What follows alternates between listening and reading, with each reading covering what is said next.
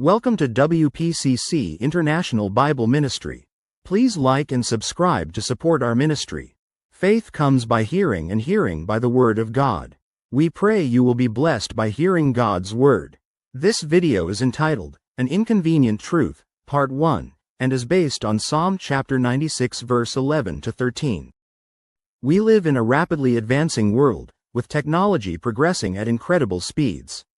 Quantum computing, fast-tracked vaccines, and the ever-growing possibilities of scientific breakthroughs shape our modern age. In such a fast-paced world, this question arises. Is the Bible still relevant in the 21st century? I suggest to us that the Bible is not only relevant, but it meets the deepest needs of every generation, offering hope, comfort, and solutions to the issues we face. One problem that resonates deeply across cultures, classes, and ages is that of injustice. Whether we witness it in the lives of others or experience it ourselves, injustice stirs a longing for resolution. Psalm chapter 96 verse 11 to 13 provides an answer to this longing by addressing how God will ultimately deal with injustice. Let's read Psalm chapter 96 verse 11 to 13 together. Let the heavens rejoice, and let the earth be glad, let the sea roar, and all its fullness, let the field be joyful, and all that is in it. Then all the trees of the woods will rejoice before the Lord.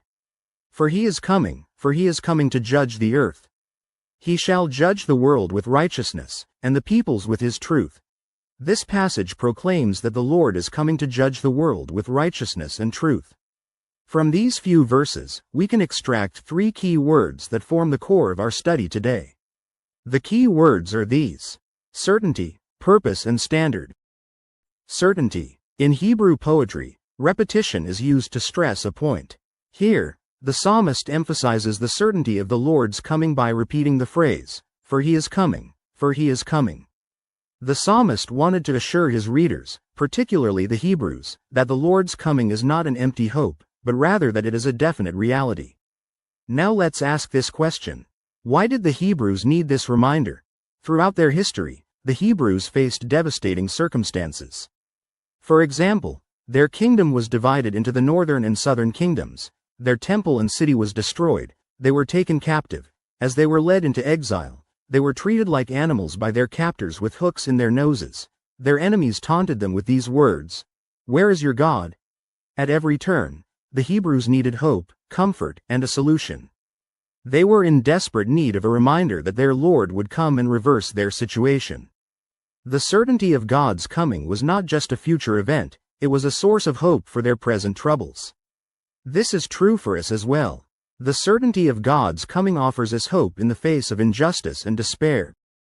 The purpose of the Lord's coming, as stated in Psalm chapter 96, is to judge the earth.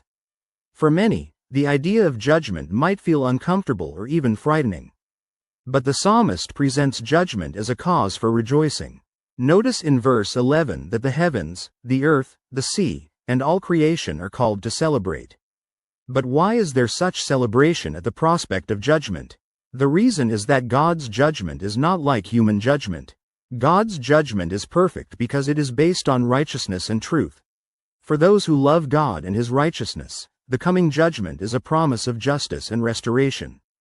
In a world filled with injustice, God's judgment means that everything wrong will be made right. Oppression will end, evil will be held accountable. This is why creation rejoices. God's justice brings hope to the afflicted and oppressed. The Lord will judge the world according to a standard, that is the standard of righteousness and truth. God's judgment is not arbitrary or biased. His standard is perfect righteousness, and it is not influenced by the flawed systems and perspectives of human beings. Righteousness reflects God's moral perfection and justice. Truth represents God's faithfulness and his commitment to what is real and just. In a world where truth can feel relative and where justice is often flawed, God's judgment is based on the absolute truth and the perfect righteousness of his character. This should give us great confidence and peace, knowing that God's justice is flawless and that he will vindicate those who are oppressed. Now let us briefly explore the one who will judge the world. Psalm chapter 96 makes it clear that the Lord is coming, but who is this Lord? The psalm gives us a broad picture of who he is. In verse 2 he is Savior, for it is written, proclaim the good news of his salvation. In verse 3 he is glorious, for it is written, declare his glory among the nations. In verses 3 to 5 he is great, for it is written, the Lord made the heavens. In verse 9 he is to be worshipped, for it is written, worship the Lord in the beauty of holiness.